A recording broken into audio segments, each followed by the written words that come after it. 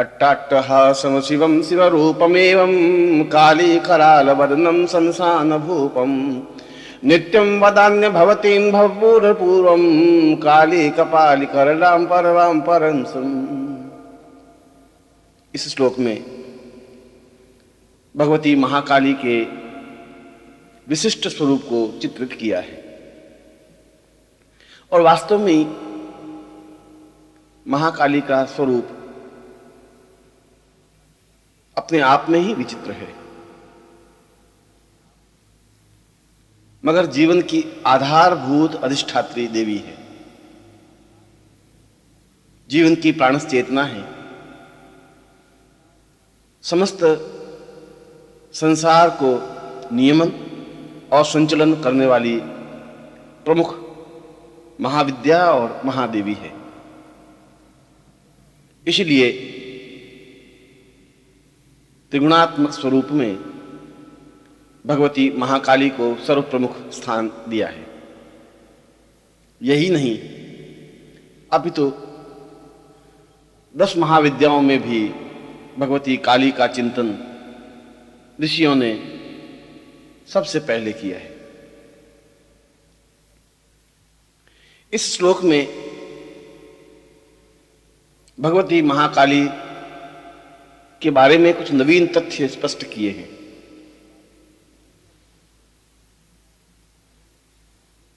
भगवती काली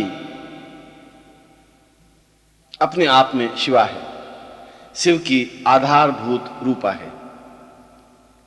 शिव जो कल्याण करने वाले हैं, शिव जो जीवन में प्रेम आनंद प्रदान करने वाले हैं, शिव जो समस्त संसार को खुशी, कल्याण, मंगल और पूर्णता देने वाले हैं, उनकी आधारभूत शक्ति महाकाली है। इसका तात्पर्य यह हुआ कि व्यक्ति जीवन में तब तक आनंद और पूर्णता अनुभव कर ही नहीं सकता जब तक कि वह शक्तिमान न हो। इसीलिए शिव और शक्ति का अपने आप में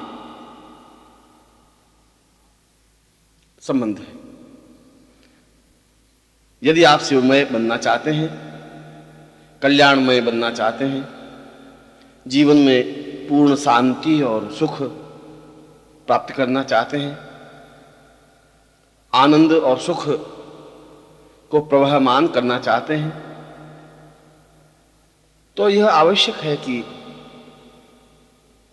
आपके पास शक्ति हो, आप में शक्ति का आराध्य और आराध्य रूप हो। जो जीवन में महाकाली की साधना नहीं करता,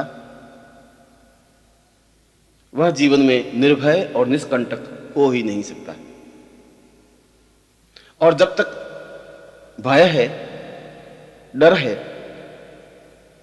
तब तक जीवन में सुख और शांति कैसे प्राप्त हो सकती है? यह तो जीवन बाधाओं, कष्टों, पीड़ाओं से भरा हुआ है। पग पग पर शत्रु हैं, परेशानियां हैं, बाधाएं हैं, अड़चने हैं, दुर्घटनाएं हैं और मृत्यु का भय है।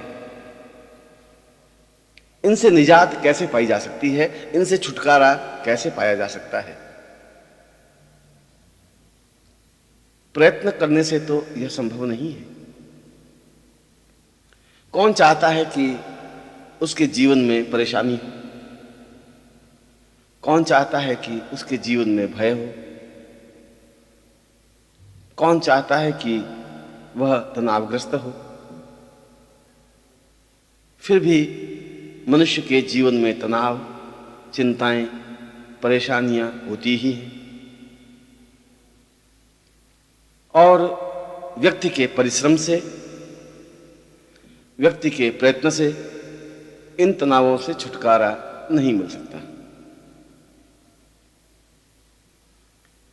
इनसे छुटकारा तो भगवती महाकाली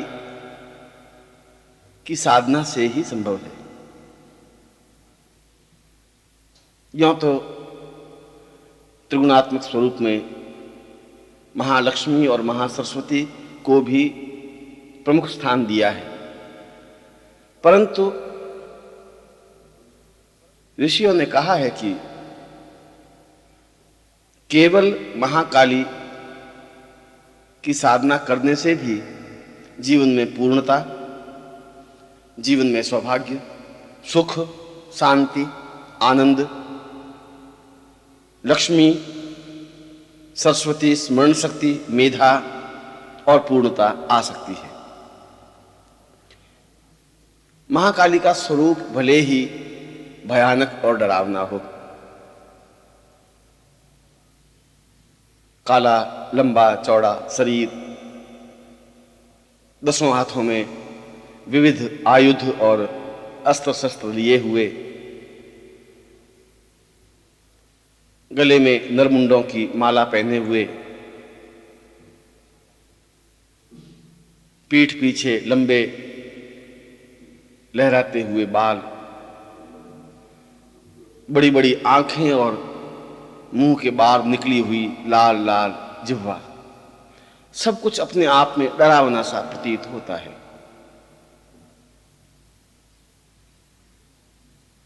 और लोग ऐसा सोचते हैं कि इस डरावने स्वरूप की साधना सामान्य साधक के बस की बात नहीं है। ऐसी बात नहीं है। यह डरावना स्वरूप साधक के लिए नहीं है, यह तो शत्रुओं के लिए है, क्योंकि महाकाली शत्रुओं पर वज्र की तरह प्रहार करती है, शत्रुओं को समाप्त कर देती है, विदीर्ण कर देती है, हताश और निराश कर देती है। फिर वे चाहे शत्रु मनुष्य हों, चाहे पितर हों, चाहे देवता हों, और चाहे यक्ष, किन्नर या किसी भी योनि के हों। जहां महाकाली है वहां अन्य किसी का वश नहीं चल सकता। इसीलिए तो जीवन में महाकाली को प्रधान और प्रमुख स्थान दिया है, क्योंकि महाकाली साधना से ही तो जीवन निष्कंटक और निश्चिंत हो सकता है। महाकाली साधना से ही तो जीवन में पूर्णता और आनंद की अनुभूति हो सकती है। महाकाली साधना से ही तो जीवन के अभावों और बाधाओं को समाप्त किया जा सकता है।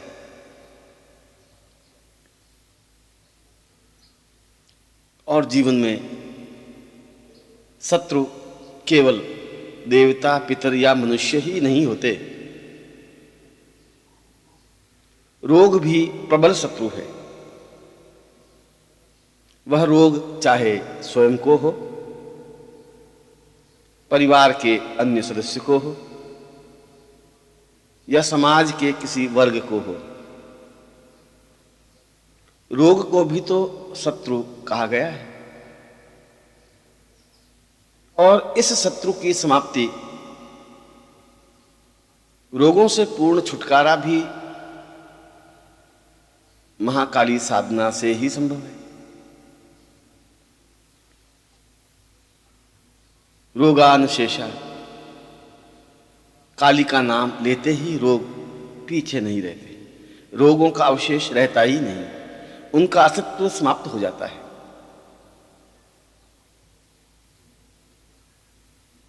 आर्थिक अभाव अपने आप में प्रबल शत्रु है, क्योंकि आदमी अपने जीवन में सब कुछ झेल सकता है, आर्थिक परेशानियों को नहीं झेल सकता है। वह पग पग पर आदमी को कुचल देता है, मानसिक रूप से व्यथित कर देता है, उसे हताश और निराश बना देता है। व्यापार नहीं चल रहा हो या ऋण हो गया हो,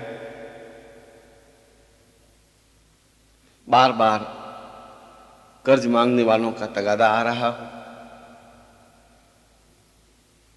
घर में अभाव इतना हो कि जीवन संचालन भी सही ढंग से नहीं हो रहा हो, तब भी इस प्रबल शत्रु से छुटकारा पाने का एकमात्र उपाय महाकाली साधना ही है। और जो साधक महाकाली साधना संपन्न कर लेता है वह निश्चय ही दरिद्रता से छुटकारा पा सकता है। जो महाकाली साधना कर लेता है वह आर्थिक अभावों से मुक्ति पा सकता है। जो महाकाली साधना संपन्न कर लेता है वो ऋण से, कर्ज से, न्यूनताओं से, अभावों और बाधाओं से छुटकारा पा सकता है। और फिर मानव का प्रतिशोध, जलन, ईर्ष्या, घात, प्रतिघात, ये भी तो शत्रु हैं जिसकी वजह से मुकदमे हो रहे हैं, वाद विवाद हो रहे हैं, लाठियां चल रही हैं, बंदूक की गोलियों से मानव का संहार किया जा रहा है। यह सब ईर्ष्या, असुरक्षा और न्यूनता का परिचायक तो है ही।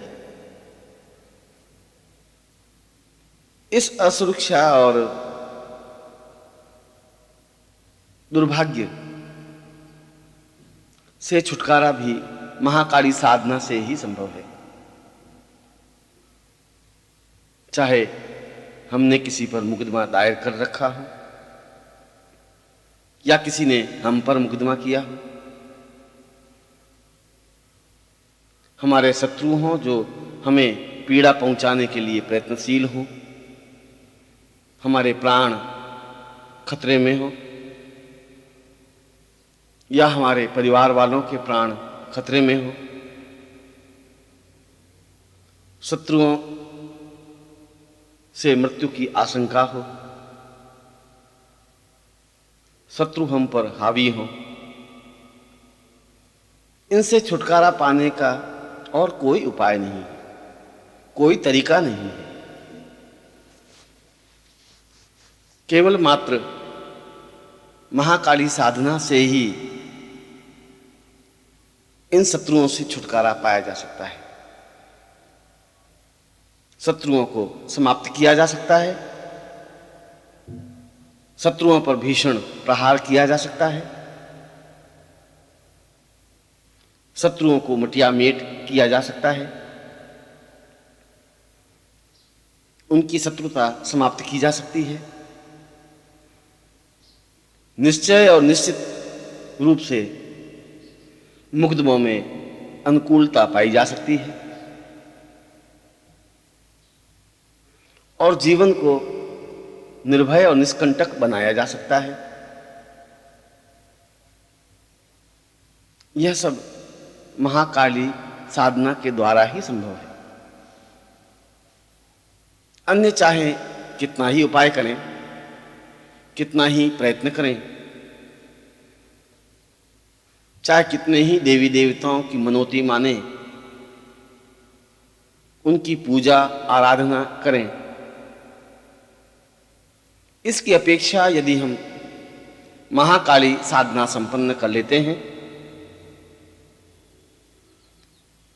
तो निश्चय ही जीवन में शत्रुओं से संबंधित कोई बाधा या परेशानी आ ही नहीं सकती। और यदि हम शत्रुओं पर हावी हो जाते हैं तो जीवन को जी लेते हैं, जीवन की पूर्णता प्राप्त कर लेते हैं। जीवन को ऊंचाई पर स्थापित कर लेते हैं। इसीलिए योगियों ने और शास्त्रकारों ने, विद्वानों ने और तपस्वियों ने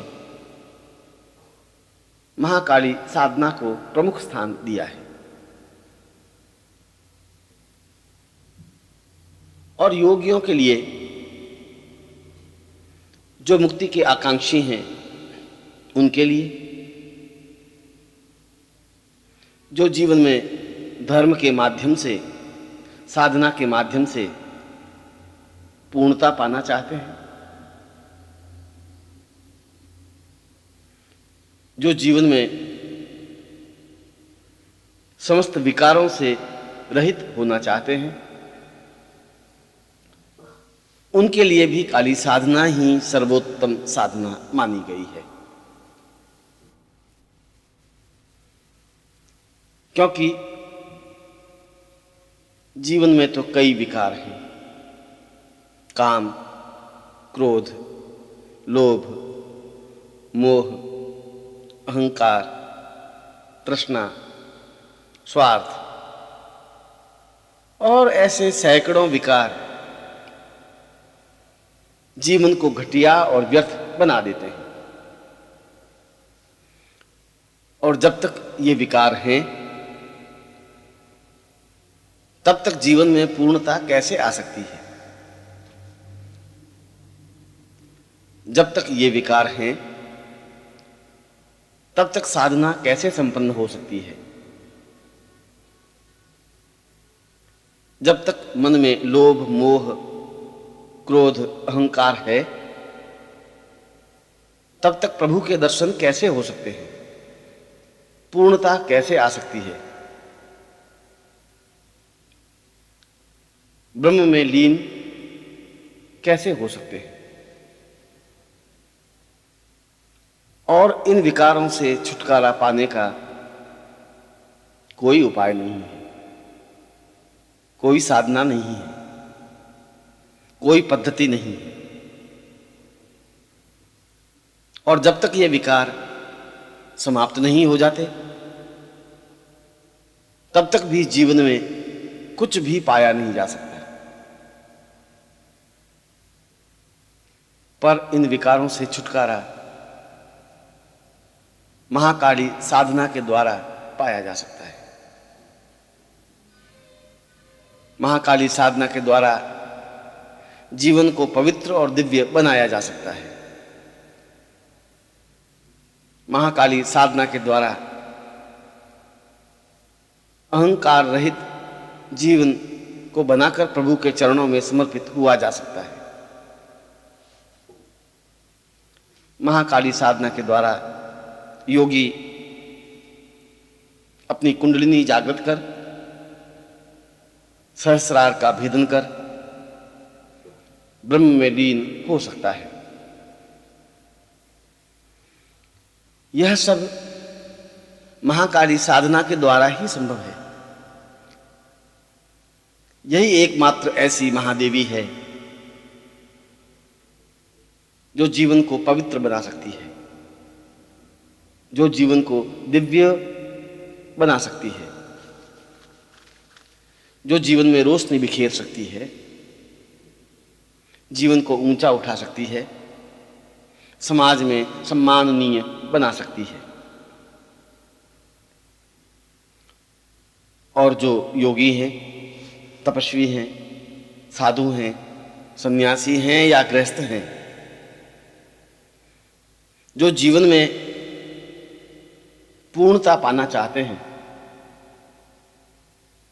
आनंद की सृष्टि चाहते हैं, उनको महाकाली साधना तो करनी ही चाहिए। क्योंकि महाकाली धन, वैभव, ऐश्वर्य, संपन्नता, सुख और सौभाग्य तो प्रदान करती ही है, साथ ही साथ बाधाओं, पीड़ाओं और कष्टों को भी दूर करने में समर्थ है। अभावों और न्यूनताओं को निरस्त करने में भी सहायक है। चिंताओं और तनावों से समाप्त एक उन्मुक्त जीवन प्रदान करने में भी सहायक है। जहां ये सृजनात्मक है, वहीं यह संहारात्मक भी है।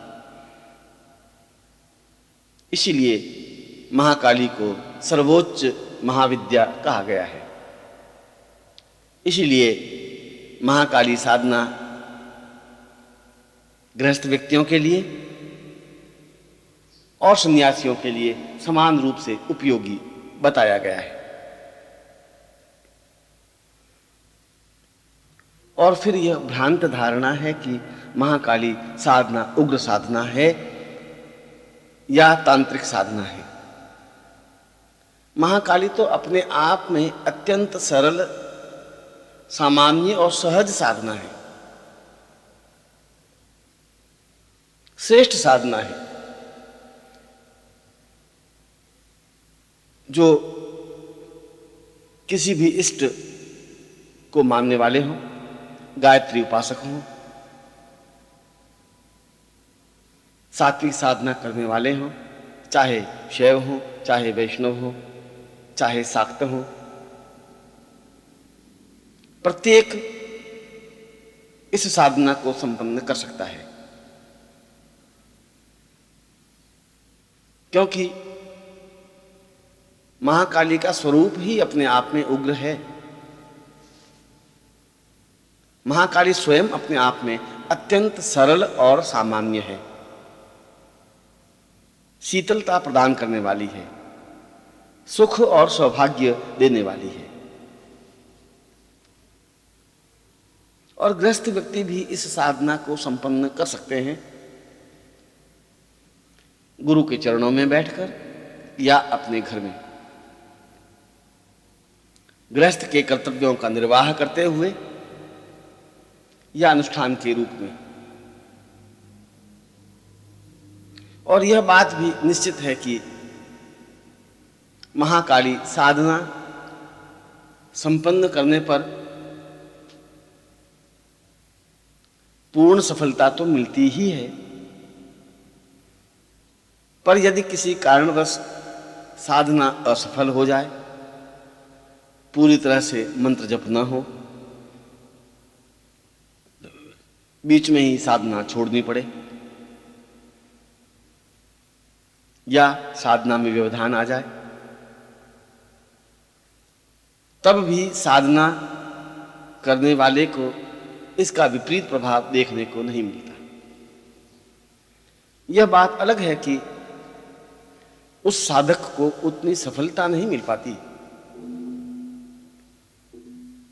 यह बात अलग है कि वह जिस फल की कामना करता है वह फल उतनी पूर्णता के साथ न मिल पाए, परंतु इसका विपरीत परिणाम भोगने को नहीं मिलता।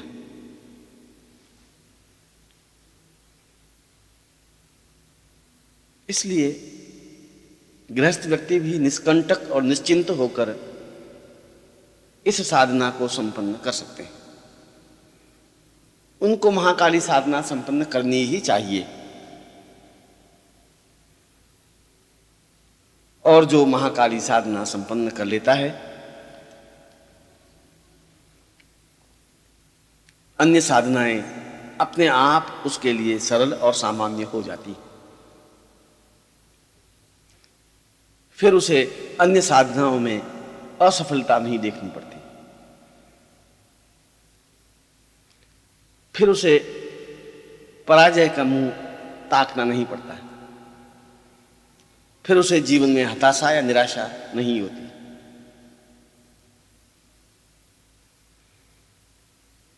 वह एक बार यदि महाकाली साधना संपन्न कर लेता है तो सैकड़ों साधनाएं तो स्वतः सिद्ध हो जाती हैं। जीवन के अभाव और जीवन की परेशानियां तो स्वयं समाप्त हो जाती हैं।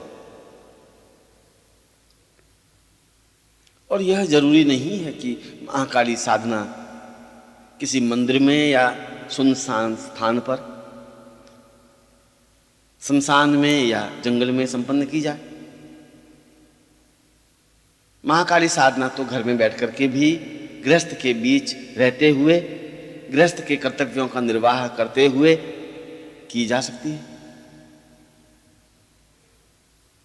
और ऐसा करने पर सफलता 100% रूप में प्राप्त हो जाती है।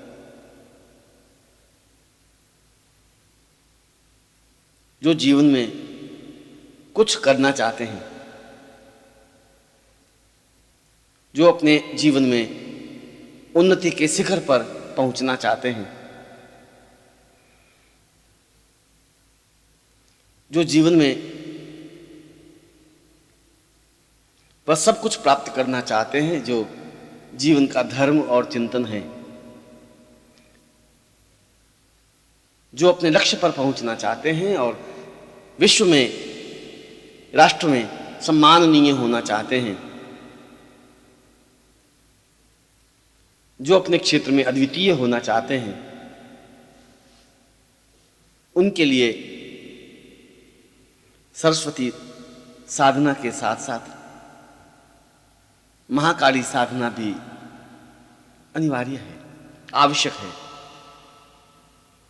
क्योंकि अन्य सैकड़ों हजारों साधनाओं की अपेक्षा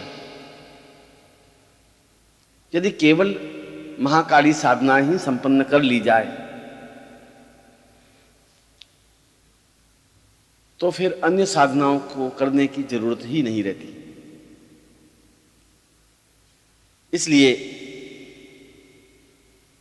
जो अपने जीवन में सब कुछ प्राप्त करना चाहते हैं, उनके लिए तो अत्यंत आवश्यक है कि वे महाकाली साधना संपन्न करे ही, क्योंकि पूर्णता और श्रेष्ठता की यही महाधिष्ठात्री महाविद्या देवी है। अब मैं आपको महाकाली साधना से संबंधित कुछ विशेष तथ्य स्पष्ट करूंगा, जिनका प्रयोग और उपयोग करने से महाकाली साधना सिद्ध होती ही है। चाहे वह तांत्रिक साधना हो, चाहे मंत्रमय साधना हो, चाहे यौगिक साधना हो, चाहे वैदिक साधना हो। महाकाली साधना के बारे में तो 5-7 बिंदु स्पष्ट ही है। यह साधना कृष्ण पक्ष की किसी तिथि से या अमावस्या से या शनिवार की रात्रि से प्रारंभ करें तो ज्यादा उचित रहता है। इस साधना में काली धोती और काले आसन का ही प्रयोग किया जाए और यथासंभव रात्रि को ही यह साधना संपन्न की जाए तो अनुकूलता ज्यादा अनुभव होती है।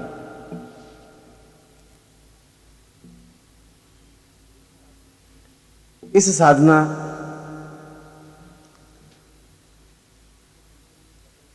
को संपन्न करते समय या अनुष्ठान करते समय यदि साधक ब्रह्मचर्य व्रत का पालन करे, एक समय भोजन करे तो अनुकूलता ही रहती है।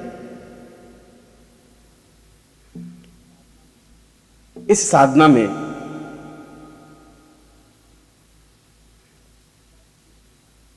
अस्थियों की माला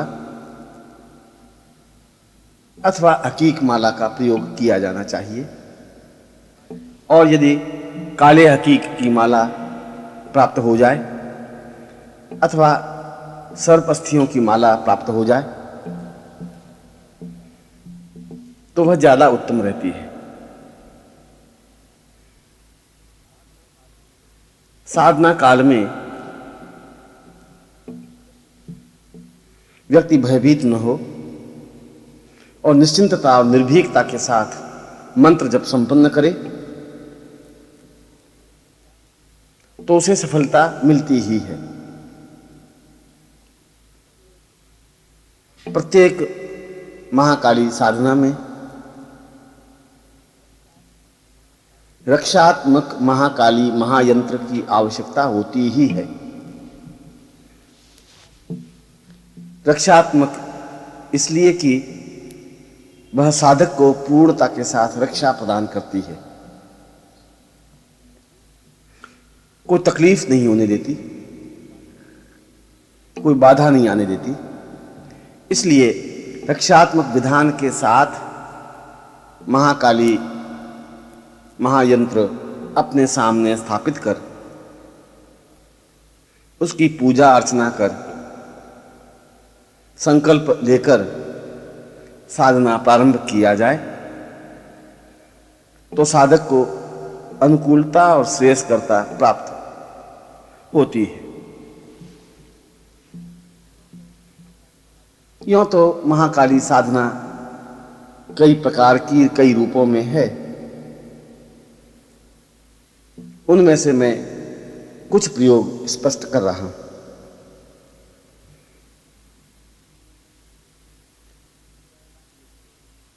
पहला प्रयोग तो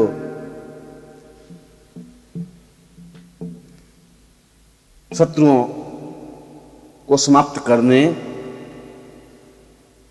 और पूर्ण विजय प्राप्त करने से संबंधित प्रयोग है। वह चाहे मुकदमे में सफलता से संबंधित हो, वह चाहे शत्रुओं पर प्रहार करने से संबंधित हो, वह चाहे शत्रुओं को समाप्त करने से संबंधित हो। जीवन में शत्रु रहे ही नहीं, शत्रु परास्त हों और नतमस्तक हों, उसके लिए यह साधना अत्यंत महत्वपूर्ण है। साधक किसी अमावस्या से इस साधना को प्रारंभ करे। रात्रि का तात्पर्य रात को 9 बजे से सुबह 5 बजे तक का समय होता है। बिना घबराहट के, बिना चिंता के साधक स्नान कर, काली धोती पहनकर काले आसन पर दक्षिण दिशा की ओर मुंह कर बैठ जाए और सामने प्राण चेतना युक्त महाकाली चित्र और महाकाली यंत्र की स्थापना करे। रक्षात्मक महाकाली महायंत्र की भी स्थापना साधना काल में करे।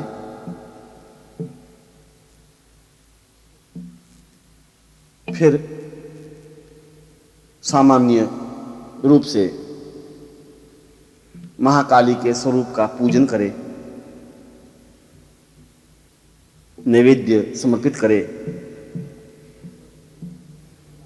स्वयं के ललाट पर सिंदूर का तिलक करे और हाथ में जल लेकर संकल्प करे कि मैं अमुक शत्रु या अमुक के स्थान पर शत्रु का नाम ले, और यदि शत्रु एक से ज्यादा हो तो उनका नाम ले, अथवा समस्त शत्रु शब्द का प्रयोग करे। मैं समस्त शत्रुओं को समाप्त करने, उनके मन से शत्रु भाव समाप्त करने, उन्हें नतमस्तक करने या मुकदमे में सफलता प्राप्ति के लिए यह प्रयोग संपन्न कर रहा हूं। इसमें साधक स्वयं अपना गोत्र, अपना नाम उच्चारित करे कि मैं अमुक नाम का साधक अमुक कार्य के लिए यह अनुष्ठान प्रारंभ कर रहा हूं। फिर सामने तेल का बड़ा सा दीपक प्रज्वलित करे। इसमें किसी भी प्रकार के तेल का प्रयोग हो सकता है। और फिर सर्प अस्थियों की माला से या काले हकीक की माला से मंत्र जप प्रारंभ करें। यह अनुष्ठान 8 दिन का है। अमावस्या से प्रारंभ कर अष्टमी को समाप्त करें और नित्य 51 माला मंत्र जप संपन्न करें।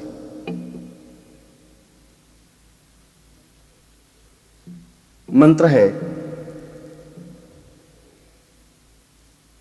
ओम क्रीम क्रीम क्रीम कालिके क्लीम क्लीम क्लीम सर्वशत्रूणां प्रहारय भंजय मारय विस्फोटय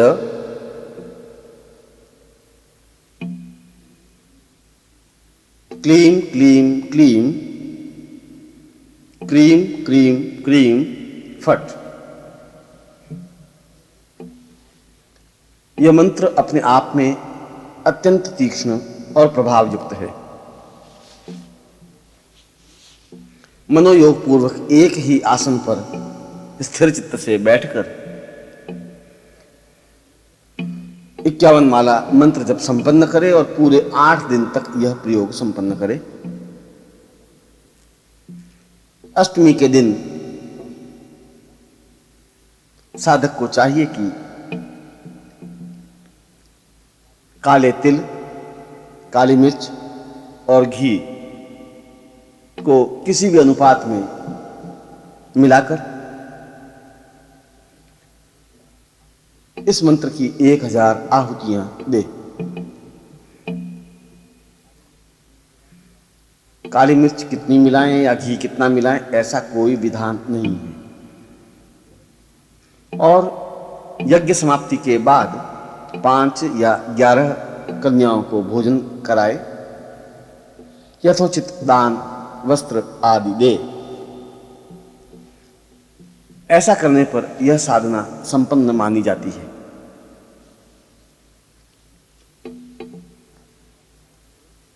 इस साधना का प्रभाव तुरंत, निश्चित और स्पष्ट होता है। कई बार तो यह देखकर आश्चर्य होता है कि इधर साधक साधना पूर्ण करता है, उससे पहले ही वह जिस फल प्राप्ति की आकांक्षा रखता है वह फल उसे प्राप्त हो जाता है।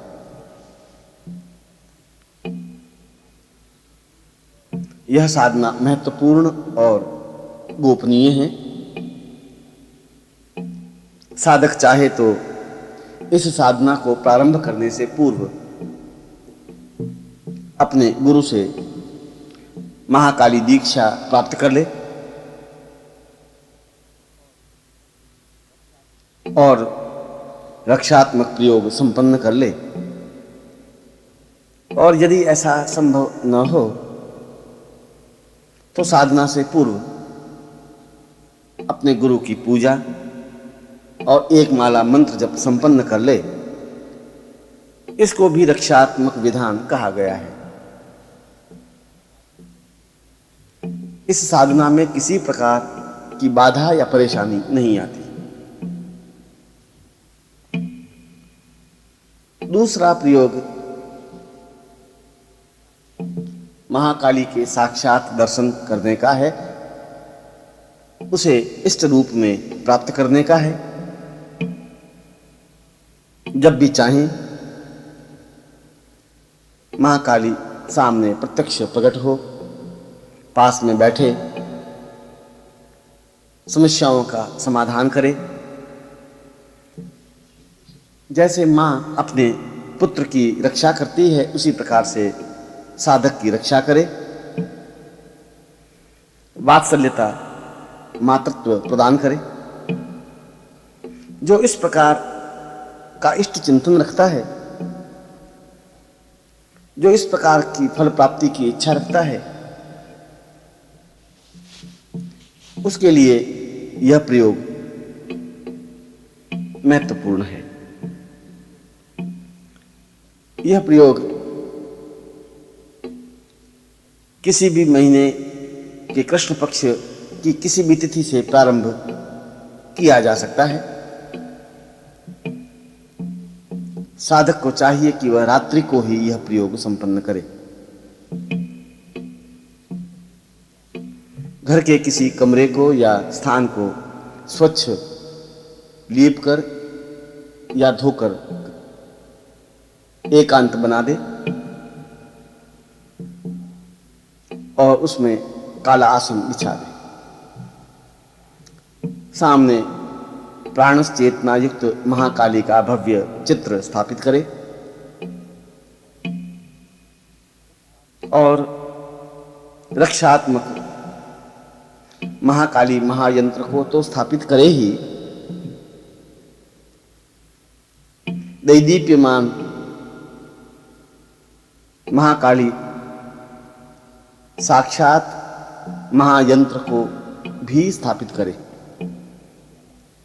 सामने लकड़ी का बाजोट बिछाकर उस पर काला कपड़ा बिछा दे और उस पर इन दोनों महायंत्रों को स्थापित कर दे। फिर सामने 3 तेल के दीपक प्रज्वलित करे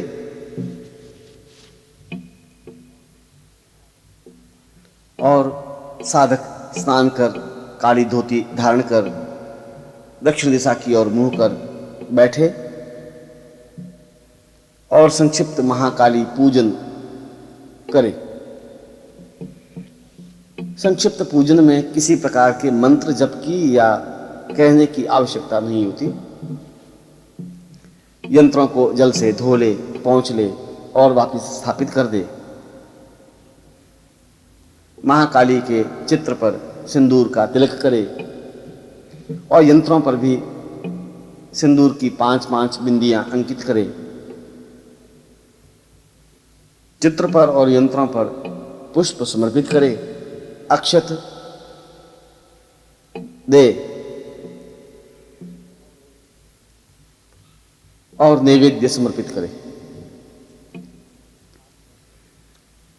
फिर हाथ जोड़कर प्रार्थना करे कि वह साधना में सिद्धि प्राप्त करे और हाथ में जल लेकर संकल्प करे कि मैं अमुक गोत्र, अमुक पिता का अमुक पुत्र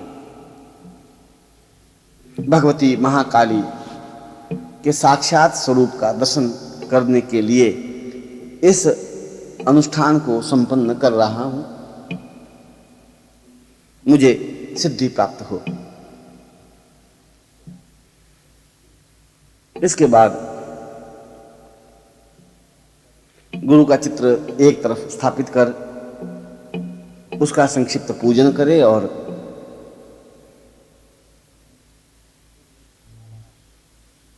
गुरु मंत्र की माला जपे। इस साधना को प्रारंभ करने से पूर्व यदि शिष्य या साधक गुरु के चरणों में जाकर महाकाली दीक्षा प्राप्त कर लेता है तो ज्यादा उत्तम रहता है। इस साधना में सर्प अस्थियों की माला का ही प्रयोग करें। यह 14 दिन की साधना है। रात्रि को ही यह साधना संपन्न होती है और नित्य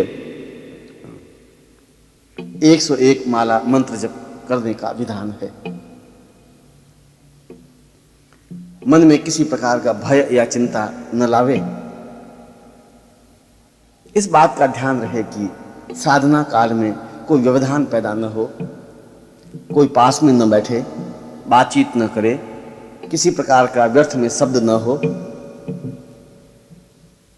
जिससे कि मनोयोग पूर्वक साधना संपन्न की जा सके। साधना काल में ब्रह्मचर्य व्रत का पालन करें और एक समय भोजन करें।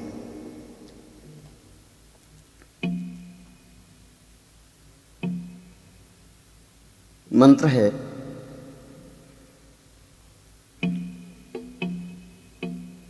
ओ क्रीम क्रीम क्रीम दक्षिण कालिके प्रत्यक्ष दर्शय क्रीम क्रीम क्रीम फट।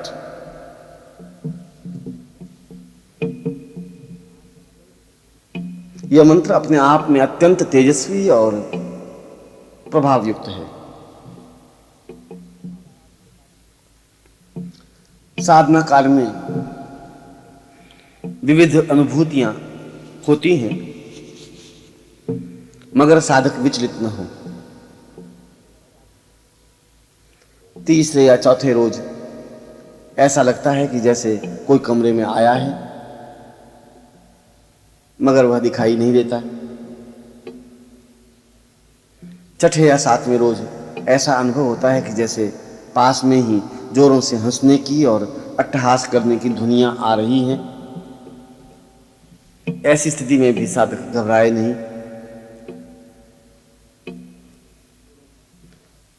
दसवें रोज जोरों से किवाड़ बड़बड़ाने, बर्तन पटकने, अट्टहास करने और विविध प्रकार के बिंब आंखों के सामने स्पष्ट होते हैं, पर साधक अविचलित भाव से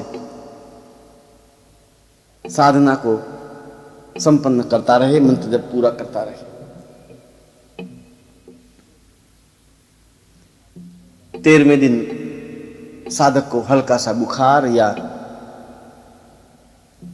तनाव सा आ सकता है, मगर यह तो मंत्र जप की उष्णता है, इसलिए इस संबंध में चिंतित या विचलित न हो। 14वें दिन जिस दिन अनुष्ठान पूरा होना होता है, उस दिन अत्यंत मधुर और मोहक रूप में अथवा प्रहारक या भीषण रूप में महाकाली के साक्षात दर्शन हो जाते हैं। दोनों में से जिस रूप की भी कामना और इच्छा साधक करता है, उसी रूप में महाकाली के दर्शन होते हैं। जब महाकाली सामने प्रत्यक्ष हो तो साधक हड़बड़ाए नहीं, विचलित न हो, अपने आसन पर बैठा रहे और जब मंत्र जब पूरा हो जाए तब भक्तिभाव से साष्टांग दंडवत कर प्रार्थना करे कि वह माता स्वरूपा बनकर हमेशा साधक के साथ रहे, उसकी विपत्तियों का निराकरण करती रहे, आने वाली बाधाओं और अड़चनों को दूर करती रहे, शत्रुओं का संहार करती रहे, और जब भी वह स्मरण करे तब आकर दर्शन दे। तब महाकाली साधक के सिर पर स्पर्श करती है और अभय दान देती हुई आशीर्वाद देती है कि साधक ने जो इच्छा प्रकट की है वह अवश्य ही पूर्ण होगी। और महाकाली अंतर्ध्यान हो जाती है। दूसरे दिन साधक इसी मंत्र की 11,000 आहुतियां घृत और काली मिर्च को मिलाकर दे। यज्ञ समाप्ति पर 5 या 11 कन्याओं को भोजन संपन्न कराए और उसे यथोचित दान, वस्त्र, दक्षिणा आदि समर्पित करे। ऐसा करने पर यह अनुष्ठान या साधना पूर्ण रूप से संपन्न होती है। भविष्य में वह जब भी इसी मंत्र से महाकाली का चिंतन करता है या एक माला मंत्र जप करता है और कामना करता है कि महाकाली साक्षात स्वरूप में प्रकट हो, तो महाकाली उसके सामने प्रत्यक्ष प्रकट हो जाती है और साधक जो भी चाहता है, जिस प्रकार से भी चाहता है, उस प्रकार से उसका कार्य संपन्न कर देती है। वास्तव में यह सौम्य, सरल और सात्विक साधना है जिसे प्रत्येक साधक को संपन्न करनी ही चाहिए। ओम